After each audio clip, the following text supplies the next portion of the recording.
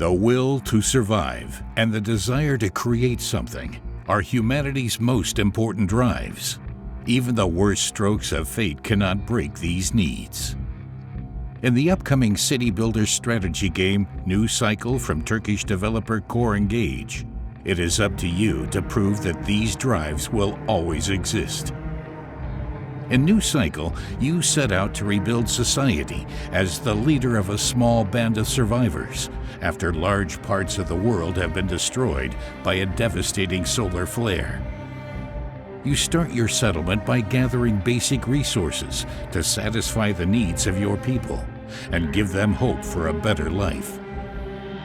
Over time, refugees will join you, children will be born, and your small community will grow. But as a result, the needs and demands of your people will grow as well.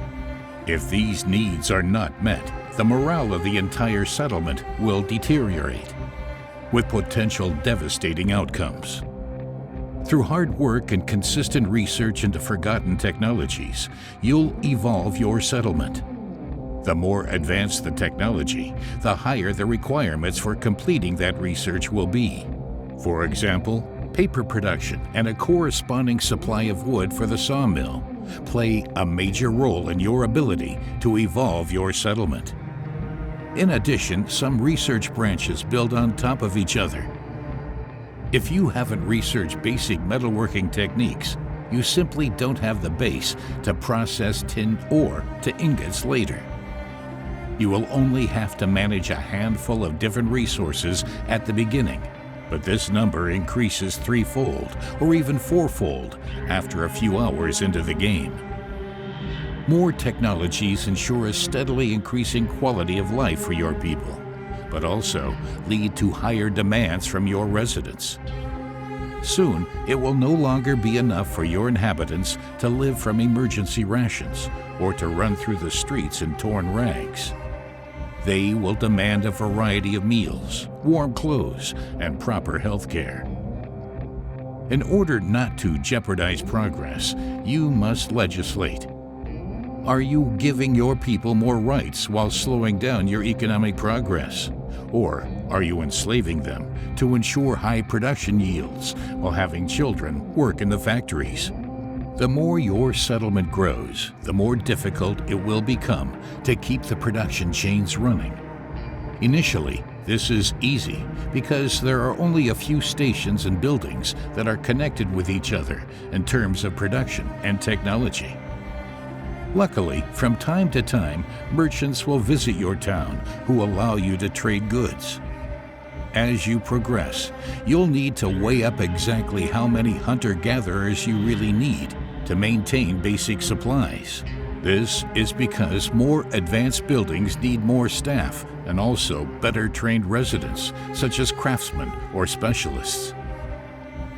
With time, the power supply for your settlement also becomes a cosmos of its own. If you position your wind turbines well at the beginning, you'll be set for the future. But you can't always rely on the wind, and further into the game, you will have the opportunity to produce larger amounts of electricity via coal-based power plants. In addition, some buildings later in the game, such as mines or smelters, consume a lot of power, which automatically leads to bottlenecks. Also, random sandstorms can have a massive impact on the efficiency of your wind turbines.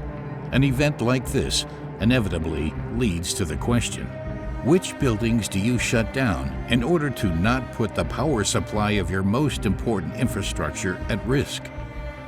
And how will your residents react to smaller food rations or to strenuous extra shifts, even if it is only for a short time? The morale of your residents is not the only challenge. Harsh winters, sandstorms, droughts, and other natural disasters pose a constant threat to your fragile community's efficiency and health. Of course, there are also glimmers of hope. Completing tasks brought to you by your residents or visitors is always a welcome morale booster. It gets even more exciting in the later parts of the game, when you're able to send expeditions into the surrounding areas of your town. You never know what resources and opportunities your scouts will encounter on their journeys. Maybe they'll find valuable resources that you can mine, or even a particularly rich hunting ground.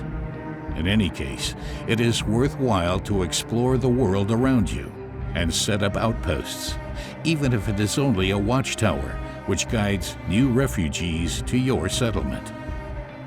The fight for survival in New Cycle is an exciting roller coaster of ups and downs that will demand everything from you. Only smart city planning with constant development, quick problem solving, and the courage to make hard decisions can ensure the survival of your settlement. Core Engage's debut title takes the best from other well-known city builder games, but at the same time, the developers make sure to give the genre its own spin to make New Cycle's gameplay unique. The game will release in early access on January 18th, offering a sandbox mode, as well as a campaign that acts as both a large-scale adventure and tutorial that will teach you everything you need to know to succeed in the more challenging scenarios. Prepare to take drastic measures to save these cities from their demise. In Sandbox mode, you can select exactly how difficult the game will be and which biome you want to settle down in. Each biome available at the early access launch offers an exciting mix of advantages and disadvantages.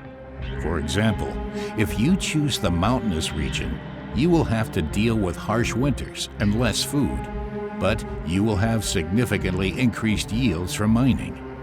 So, would you like to take a closer look at New Cycle from Turkish developer Core Engage?